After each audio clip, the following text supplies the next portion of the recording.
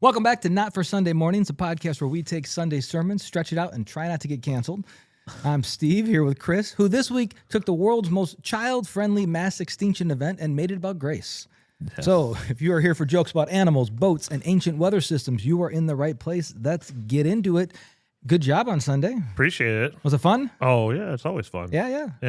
It's always a little nerve-wracking, but at the same time, it's enjoyable. Yeah, exhilarating, really. Yeah, it's one of my favorite things. So, but we're not here for that. We're here for my favorite thing, which is the podcast. Yes, which is not my favorite thing.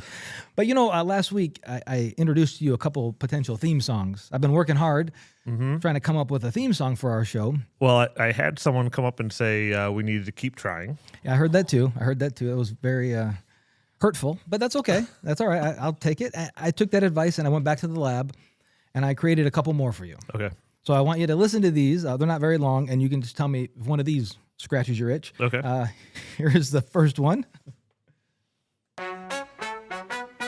Yeah, a little salsa. A little Latin flavor. Yeah. Yo, it's Chris and Steve bringing heat to the mic, dropping knowledge nuggets, keep your Sunday tight, talking sermons, pass with a vibe that's real. Not for Sunday mornings, but you know the deal. Breaking down the word with the rhythm and rhyme, pulling out the truth one nugget at a time. Convo's deep, but the vibe stays light. Not for Sunday mornings, but we shining bright. Not for Sunday mornings, it's a podcast jam. Chris and Steve got the mic in hand, dropping knowledge nuggets like it's contraband. Tune in and listen, you'll understand.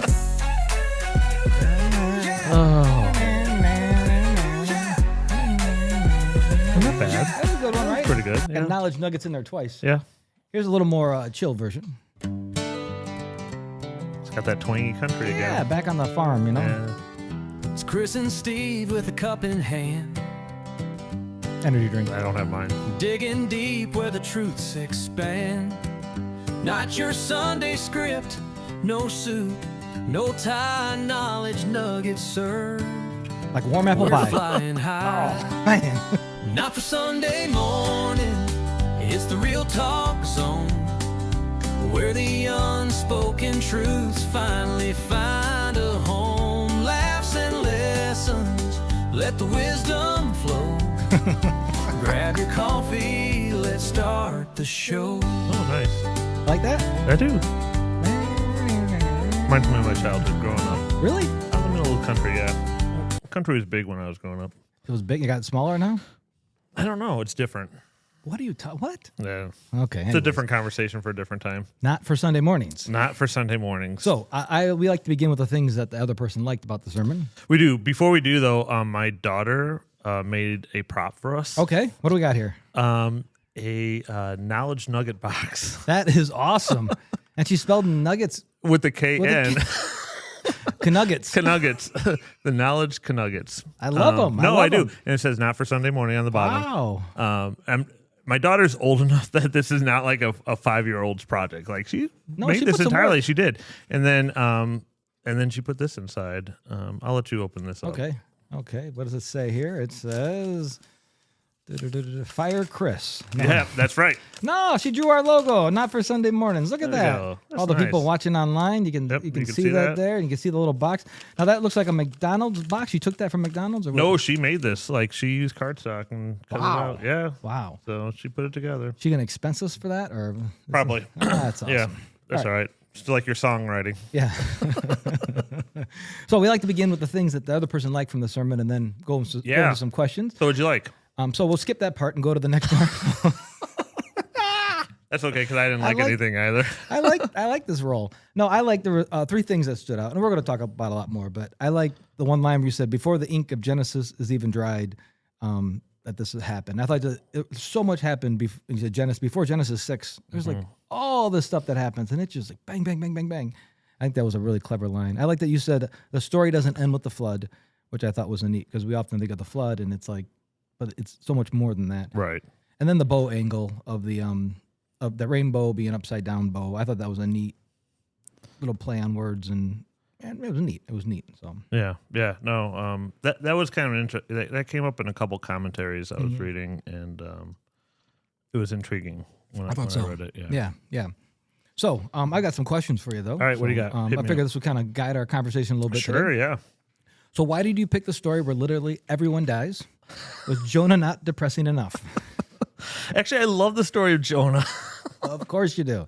That one, yeah, that's a whole different conversation. Jonah is, but why did I pick Noah? I think because everyone thinks they know it. I think when I said this is a story that everyone knows, and like there's 3 movies about it. Yeah.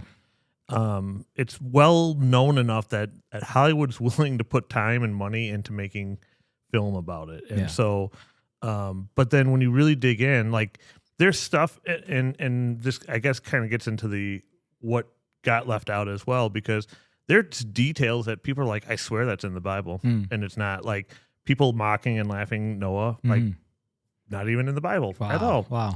And so it's like, but in our minds, we paint this mind's picture, and because we see the children's illustrations or we see the Hollywood version of it or whatnot, and we get that aspect of it out of there, and so we just incorporate into our schema of how we think this story goes. I used a fancy word there. I did, sorry. Schema.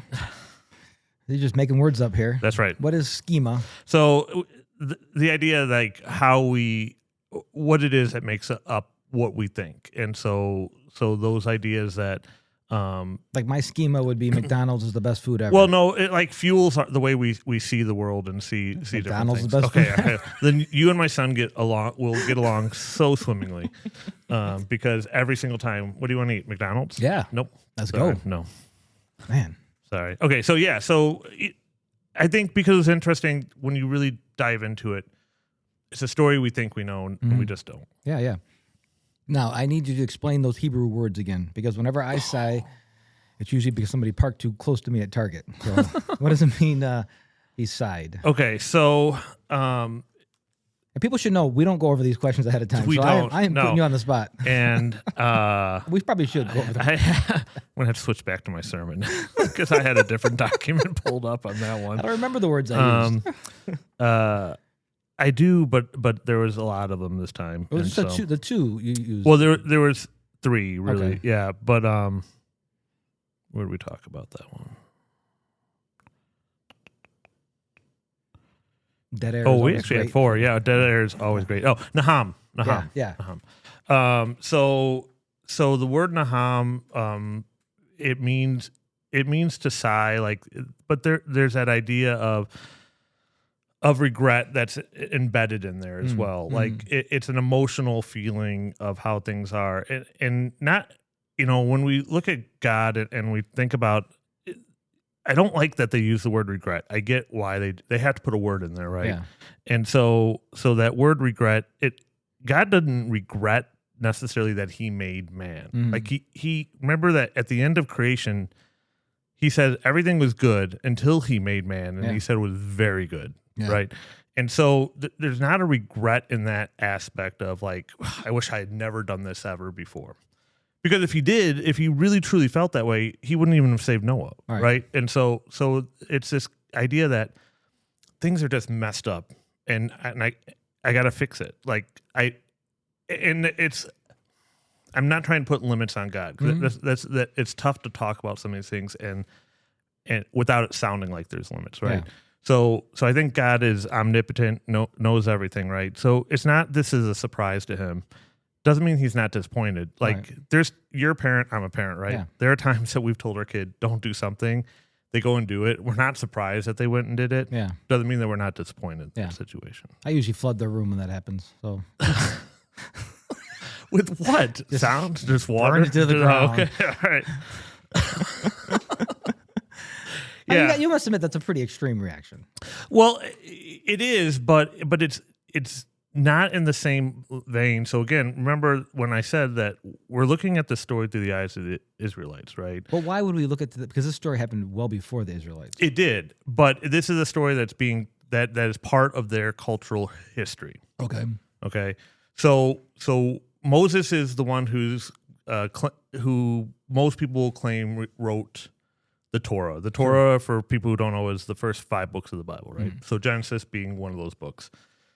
So that's the first official writings we typically think of when it comes to these stories and everything. doesn't mean that there's not an oral history that's going on. Sure, yeah. Right? Yeah. So these stories have been passed on and talked about throughout this time.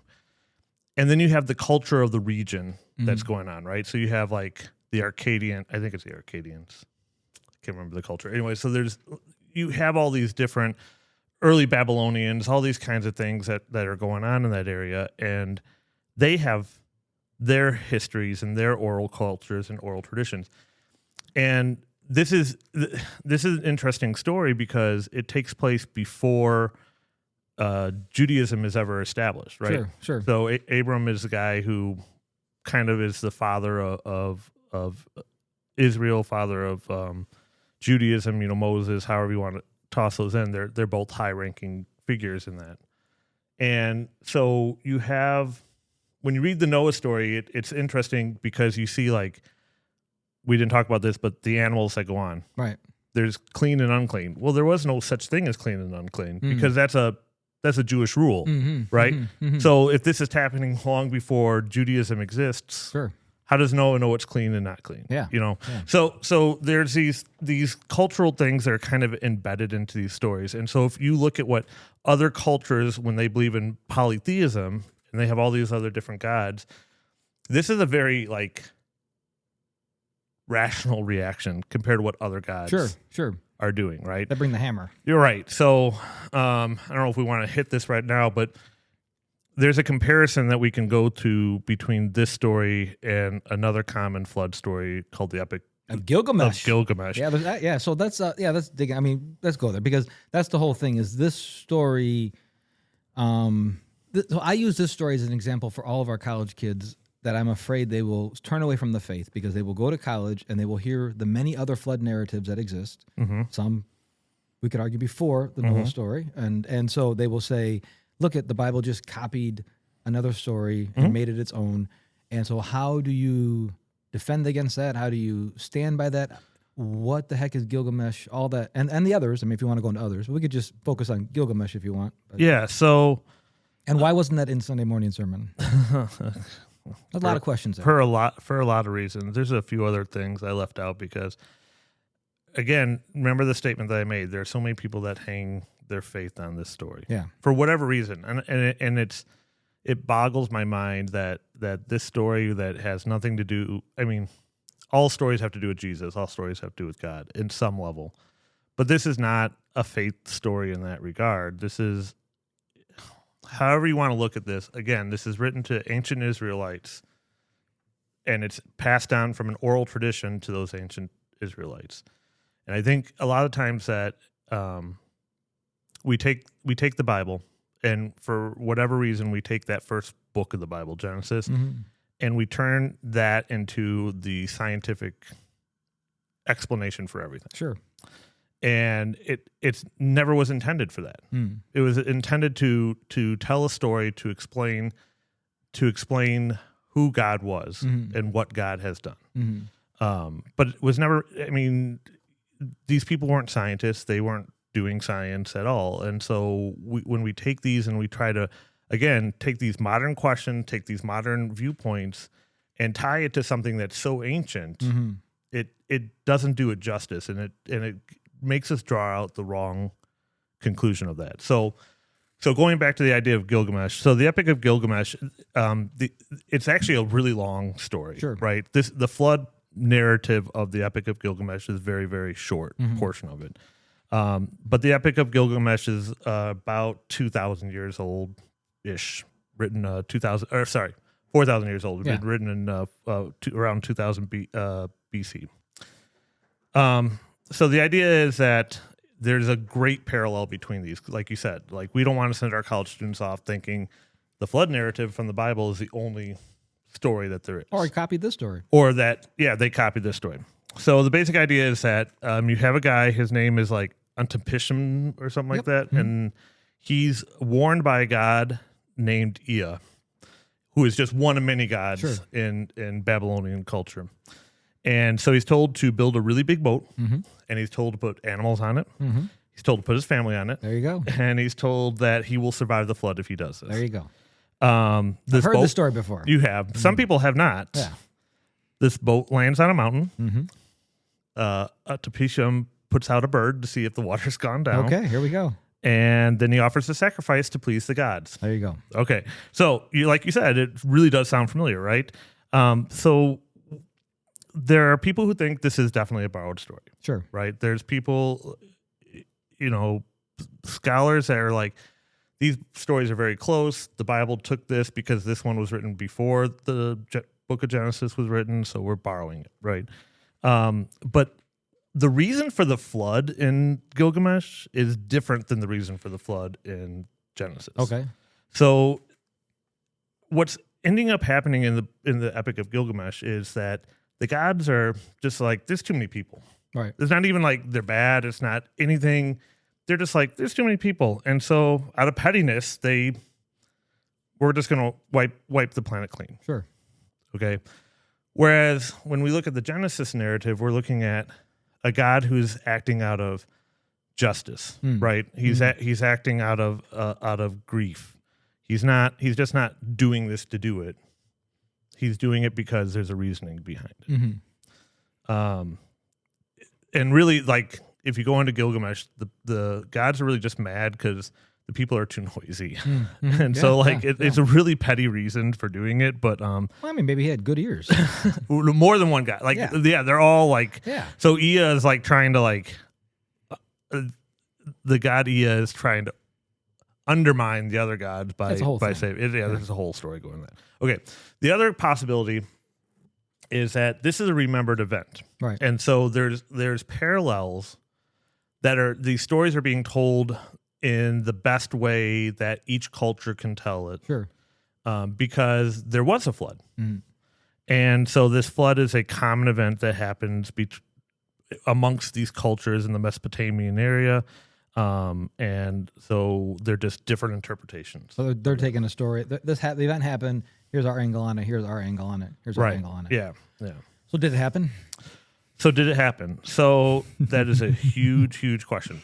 So let me stop, right? We had a person leave the church. We did. About 5 years ago because on a Sunday I preached about Noah, and I just floated the idea that it was just a story told and perhaps isn't as literal as we take it. And that Jewish people back then would have no way even thought it was literal to think that wait till we talk about that part. And so, but because of that, I had a family leave the church because if that's not true, then Jesus isn't true. And that's where I think the troublesome part is, which my heart breaks because I also understand that, because where do you say, where is the Bible true, where is the Bible not true? Right. And if this isn't, well, then why is this? And you're picking and choosing. And so, and I think, like, if we're going to be honest about it, is that we have been told, the Bible is 100% true, which I don't disagree with that as a sentiment.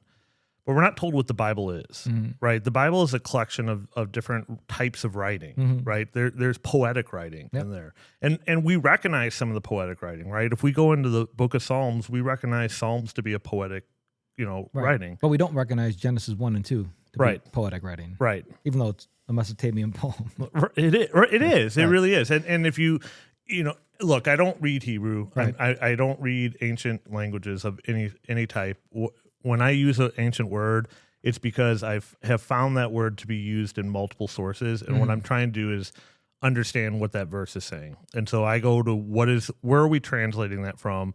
What are the possible translations of that word? And so I'm going to start off by saying I am not an expert in it at all. But from my research and understanding, as I've read the Bible, as I read commentaries and everything like that, that is, Genesis can be broken up into two sections. You have the first 11 chapters, and then you have the remaining chapters, right? And the first 11 chapters are, by scholars, biblical and everyone, are looked at differently than the remaining 11, or the remaining chapters of the Genesis, because of the stories that they're telling. Because those stories go from creation through the flood to the Tower of Babel, and then that's it. Those are your first 11 chapters. Yeah. It's just a different writing style. In fact, like, the book of Genesis is actually made up from 3 different fragments. They label them like PJ and S or something like that. And even those have slightly different variations, especially when it comes to the flood. They're like, there's some parts in one fragment that aren't in another part. And so there's even variation amongst the 3 fragments that we have that tell this. So when we read it, like, and the style it's written in, if you go back again to the Hebrew writing of it, it's written as a poem. It is they're written as stories that are trying to be told to explain to people what's going on. They're trying to give a reasoning for why things created. Now, these are different significantly than the other poems of like the Epic of Gilgamesh and other creation stories. Like our stories of creation and of the flood are unique amongst ancient cultures. Sure. And that's what makes it different because ours show a God that's different than what the other gods are being shown in their creation stories. And then what happens is the rest of the Bible comes together and it fills in that gap. Yeah. Right? It takes these stories that we've taken from ancient history and now we can see they actually fit well into what the rest of the Bible has to tell us. You know, and it's not trying to like jam them in there and make them fit that way. Right. But they tell the story of a God who we see the actions of in historical context, in prophetic context and stuff like that. So it's okay that these are just stories or that they could be perceived as stories. My thing always is going to be this. Could they be 100% real? They definitely could be. And I have no problem with that. Could they be just stories to tell a story? They definitely could be. And I don't have a problem with that either because no matter what, in my viewpoint, the way I always defend this is my God is powerful enough and wise enough to do things the way that he does them. And it's not really for me to know that, right? So if this flood took place, I understand why. Yeah. And I get it, and I appreciate that he chose to save humanity by grace. If this flood's just a narrative to talk about the evilness of humans, I understand that too. Yeah. Well, you talked about there, you said, use the word grace there. And so you talked about, this is the point of contention I have with the sermon, was that if the point is unearned grace, like it's unearned, he did this to save humanity. Why begin with saying Noah was righteous and blameless? Because I thought it didn't matter about Noah at all, and it was all unearned grace. But somehow Noah was righteous and blameless, and so I think it's giving a rationale for why Noah gets picked over other people. And I think that those words, righteous and blameless, they're important, but I think that they are contextualized to the culture at the time. So if everyone else, they're thinking of nothing but evil all day long. Noah's not thinking of evil all day long. Doesn't mean he's not thinking of evil things. Doesn't mean that he's just better than everyone else. So, but what does that matter if it's unearned grace? If it's unearned, well, I think they're just giving a reasoning for why he's picked. I think I think we always are going to try to rationalize what's going on. Right. So I think God chooses a person for salvation because Noah gets picked. What about his family? It doesn't say anything about his sons being good or righteous or blameless, right? Or his wife being good or righteous or blameless, or his daughter-in-laws or anything like that. So the grace comes in, maybe not directly at Noah, but because he chooses to save the rest of the family at the same time. That maybe Noah deserved to be saved, but maybe the rest of his family didn't. But no, nobody deserves to be nobody saved. Deserves to be saved, right? And so Noah probably didn't deserve to be. I mean, like if you're asking me the question of why does it matter if he's righteous and blameless, it doesn't in the end, right? But it's just an interesting fact that they toss that in there and say, hey, here's this guy, and he's righteous and blameless.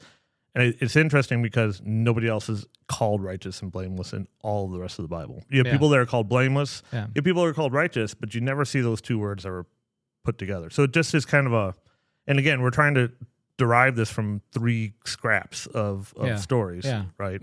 How do we explain this to our kids without scaring them forever? It's not just pretty colors; it's ancient judgment warfare. Yeah, I think it's all contextualized. And I think it kind of goes back to our conversation last week when we talked about, why are you still drinking milk when you should be eating bread, right? So it's okay to tell the kids the kid version to a certain extent, right? We don't want to like pull the punches on the Bible, but we also want to explain things at their level, right? And so I don't know. It's been such a long time since I actually read a child's version of the story that I don't know that the flood's ever really pulled out of there. I don't Right. think it just emphasizes the death and destruction of humanity. Right. You know, Right.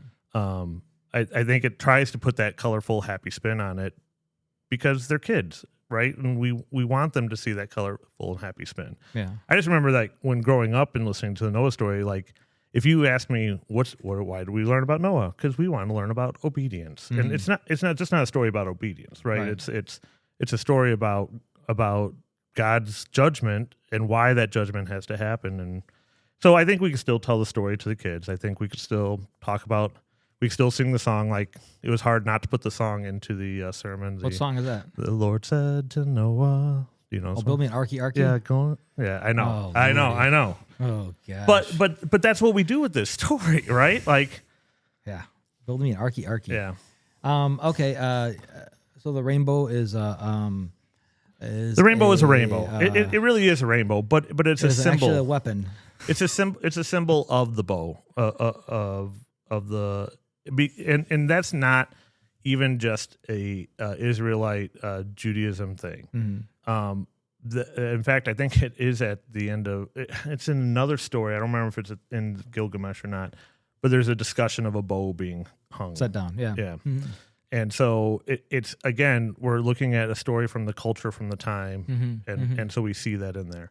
I think there's a beautiful analogy. Doesn't mean that they didn't look up and they didn't see this beautiful, colorful thing hanging in the sky, but to ancient people, it just had a different symbolism to them. Yeah. What does being at peace with God look like? Being at peace with God. Because you talked about that. At peace with I think God. it's gosh, it's going to be different for every person, right? And so I think for most people though, it's how are you walking in your faith? Are you I kept going back as I was writing this and touching it up after our podcast last week, and thinking about that grace and works aspect of things, and so. I think being at peace with God is number one. We're enemies with God until we accepted Christ, right? So first of all, I think there's that you have to accept Christ, right? But what's that acceptance of Christ really look like, right? We can accept Him, we can be baptized, we can be saved. It doesn't mean that we don't still try to fight for ourselves, right? So I think being at peace is dying to ourselves on a daily basis. Yeah. Where it says, take up your cross daily, right? I think that's that aspect of it. Like we have to die to ourselves so that Christ shines through, and that's being at peace. And I wonder if that at peace part of that dying process is the giving up of realizing there's nothing we can do to earn this. Oh, right, yeah. And like stop trying, like just stop working at it, stop going hard. Not doesn't mean get lazy and don't do anything, but just stop trying to earn your salvation. Rest in what He's done for you, and from that place, we can move and on, seek yes. and do read all the stuff you're going to do, but. From that heart of not trying to earn something you can't earn, and that's that peace part of like, He's given this to us. Everything's right. Everything's right between me and God. We have peace. There's they talk about the peace that passes all understanding, right? Yeah. And I've seen that used in different ways. I think though the intent is that I'm at peace, right? We're supposed to work out our salvation with fear and trembling, but at the same time, we got to come to that peace at some point. Yeah. What was the hardest part of preaching this? Was it the emotional weight or just resisting every possible boat pun? Because I like to be, let's dive in. I did. Let's weather the storm. And I didn't even think about that when Let's anchor ourselves in the text. Because I did say we're going to dive in, and I'm like, I really wanted to say no pun intended, but I chose not to. The hardest part about preaching this one? Definitely not staying under your time limit. No, because that's never a problem for me. No. Blow right through that. Yep. The kids. I'm out in the hallway, and the kids are screaming. They're pounding on the glass to get out of the kids' room because they know that hour is up, and you're still up there. Yeah. You're like, I'll show those kid workers. See, I'm not still up there. Those volunteers. The people who have to come on after me are up there. Yeah. So I'm in the clear. They just got to cut those songs a little shorter. Yeah. All right. So the hardest part. Hardest part of this was. I think what the same thing is that's always the hardest part is really making sure that what I'm saying is biblically true, that it's God's words, it's not my words. I'm not trying to fit an idea or an agenda into a sermon that's there. And that's not the delivery part, that's the writing part, but I still always get nervous, like did I put too much of me into this versus is God showing through this? Is it his message, not mine? Yeah, yeah. If someone only remembers the drafts on the ark, what's the one sentence you want them to walk away with? If they only remember the drafts on the ark, the one sentence I want them to walk away with, I think, is that I think you already said it. The story doesn't end at the flood. I think that's the thing, because if you're only remembering animals on an ark floating in the water, then you forgot that the flood ended. Yeah, yeah. So one last question. And we're at 30 minutes right now, so we don't want to go too crazy long. But you hinted at the beginning of Genesis 6 getting a little crazy.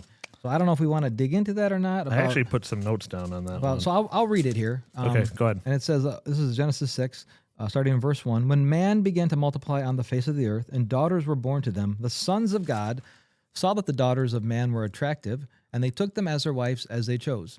Then the Lord said, My spirit shall not abide in man forever, for he is flesh. His days shall be 120 years. The Nephilim were on the earth in those days, and also afterwards, when the sons of God came into the daughters of man, and they were born children to them.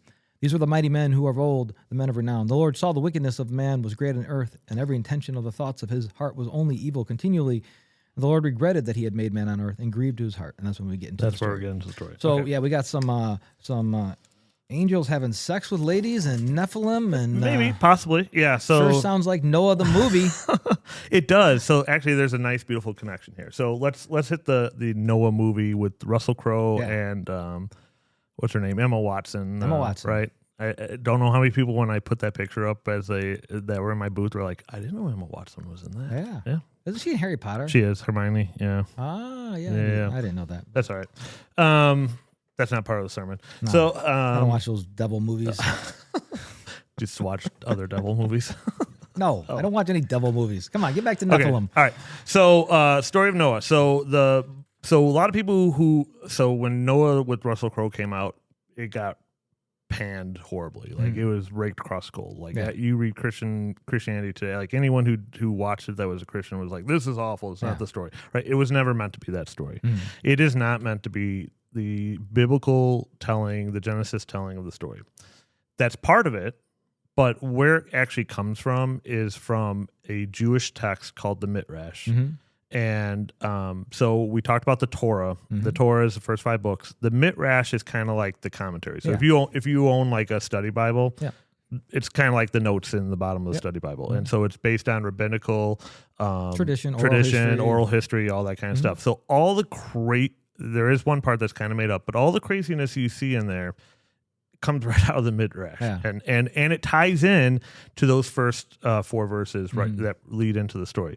So so there's 3 big interpretations when it comes to the sons of God or the Nephilim and what they are. So one is that we can go really, really out there, and we can say they're fallen angels. Yep. Okay. So this is the most traditional, most ancient viewpoint of this, where the sons of God equal angels, and that's because we see it repeated again in Job. And even though Job's in the middle of the New Testament, it was the first Old Testament, it's like really the first book ever written.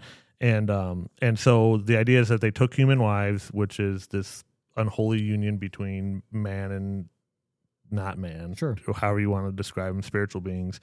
And so the offspring of those are the Nephilim, right? And they are considered to be giants or mighty warriors, almost like demigods, if we were to go into Greek history. And so there is a book that is, a lot of people who are not Christians believe that when the Bible was put together, all the books were put together, like there was some council that came together and like, only these books can be, right? Okay. So there's a lot of writings that are just, they don't fit, they're just not biblical, right? So it doesn't mean that they're not from the time, or sometimes they're not from the time, but they just don't flow with the rest of the story because they counteract or contradict things. And so one of those is the Book of Enoch, right? And so there's a big, like, I don't know if it's just because my algorithm pushes it out there because of the videos I watch, but there's a lot of out there on Enoch and the Book of Enoch. And so this is a text that was popular in Jesus' time. It was definitely around. In fact, it's actually quoted a couple times in the New Testament, 2 Peter 2:4 and Jude 6. Jude, yeah. And both of them refer to angels who sinned before the flood. Yep.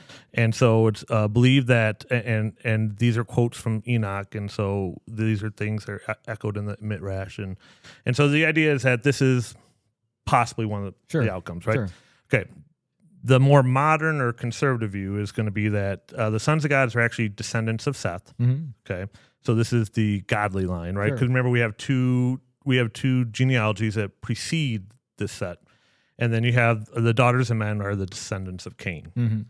And so they're the ungodly line. And so the sin and intermarriage between the righteous and the unrighteous, and it corrupts the godly. I've heard it go as far as like, I've heard this was an out there idea that I heard, but the idea that the DNA was corrupted, whether it was by angels, the Nephilim, creating Nephilim, or that the DNA is corrupted here. And so to purify the DNA back again to making Noah the first Adam again, essentially. Okay.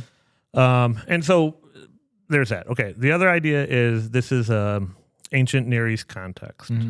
This one is sons of gods are powerful kings and rulers who claim divine right. Sure. Okay.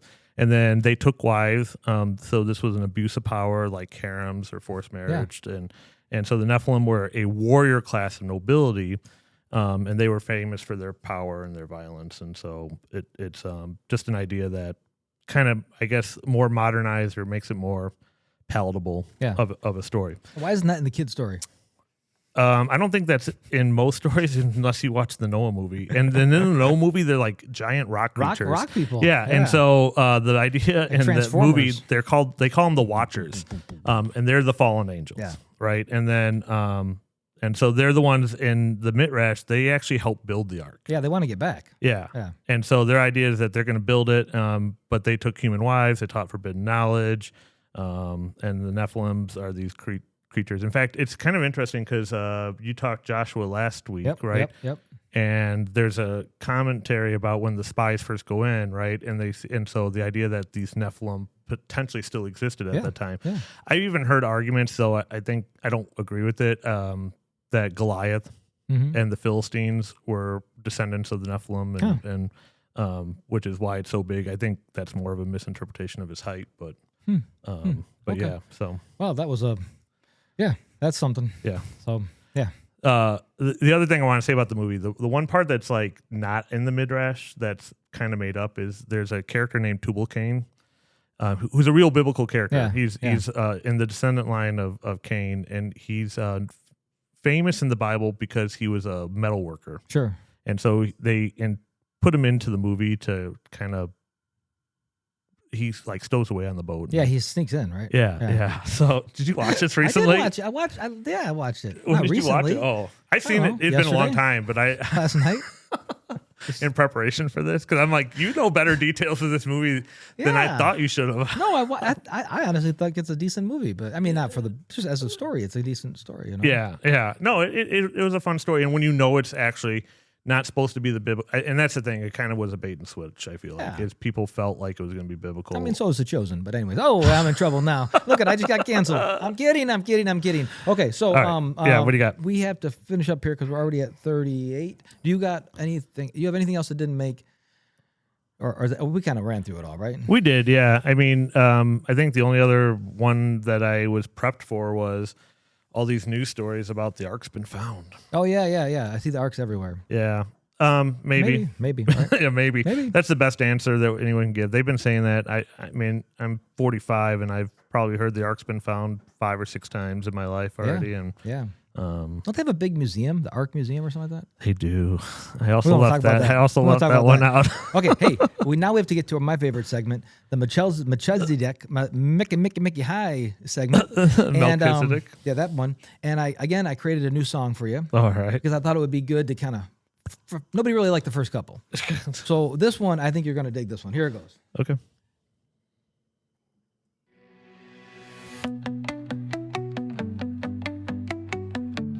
Got a little like a Skillet rock vibe here. Who's this guy with a name so rare? Melchizedek pops up from thin air. Chris is talking thieves in a daze. Time to unravel these ancient ways. Here we go. It's the Melchizedek moment. Oh, here we go. History's a puzzle. Let the knowledge flow. Kings and priests and bread and wine. Chris explains it all in record time. That's the funniest part right there. Yeah, there's nothing Chris does explains explaining in record time. time. I used to tell a joke before I preached that I used to have a couple jokes, but I always would say that I'm the guy that if you ask me what time it is, I'll tell you how to build the watch. Yeah, that's it. Okay, so what is your Melchizedek? Okay, so last week we talked moment? about how he's both king and priest, right? Yes. Which is totally unique. The other thing that I didn't mention about him being king is he's king of Salem. And Salem back where they burned the witches. Wrong Salem, but Okay. good try. This was Salem in the Middle East, and we don't know it as Salem anymore. Salem is the old name for Jerusalem, or for Israel, and so it's interesting that he's a king and a priest out of Jerusalem, and yeah, we can kind of leave there. The other really fun thing is in the Midrash, there's a possibility that Noah, some of the oral history is Noah actually is Melchizedek, and Okay, well, now we're outside of the ballpark. Oh, lordy. So we got one last segment. This is upcoming week. Oh yeah, you're going. So what do you got? I am. I'm excited. We're going to talk about Father Abraham because it's Father's Day. Okay, See I what I like did that. there? Oh yeah. Pretty cool. This is the first time in a long time I haven't done Father's Day. Yeah, well, you had some reviews that we had to fix, so I had to call me out of the reserves. No, I think it's going to be exciting. I'm okay. So I like to do things a little creatively, the way my mind works. So I think I'm going to tell his story in 4 acts, 4 parts, and I think I can have a little bit of fun with that. It's a very unique story For sure. Where I'm struggling is Hagar and Sarai and their relationship, and with it being Father's Day and Noah, how much can I focus on her? But there's a really neat story with her, and there's this potentially Christophany moment where Christ shows up, and potentially, and it mimics Woman of the Well, and it's like, whoa! But I also know I have You have much limited time, yeah, and I don't want to be lost in that and not miss the bigger story. So that's where I'm struggling right now. So if you're someone that prays, please pray for clarity. for sure. I can finish that up, and it would be good. So I'm going to ask you: are you going to have a Melchizedek moment? Because Melchizedek comes out of Abram. No, I don't know how to pronounce his name. So that's your That's moment. okay, because usually when you don't know how to pronounce something, you just yell back to the booth. How do you pronounce that? I do not do that. Yes, you Okay. have. Whatever. All right. So that is Not for Sunday Morning, week 3. 3. Yep. Episode, like real episode 2. No, episode 3. Yeah, but we did the intro episode, so this is really Whatever. okay. Fine. So, hey, but also, if you do have questions or comments, please leave them. We actually got a new function I discovered this week. If you're listening on a podcast player, there's a little button that says send us a question. You hit that, and it brings up this text message. I don't know what happens when you send that, but I think it comes to us somehow. So if somebody wants to test it out. So I knew that it was there, but I thought you put it there. I didn't know it was just random. And Well, I put a button that said put it there, but I don't really know where it goes. how it goes. I haven't tested it. Okay. So if someone wants to test it this week, we'll give them a shirt. Okay. We'll make a shirt. We won't make it. Would we do that? We could. Yeah, we'll have Carissa design us a shirt. Knowledge Nugget. We already shirt. have the design. We just got to make the shirt now. That's easy. Anybody can do that.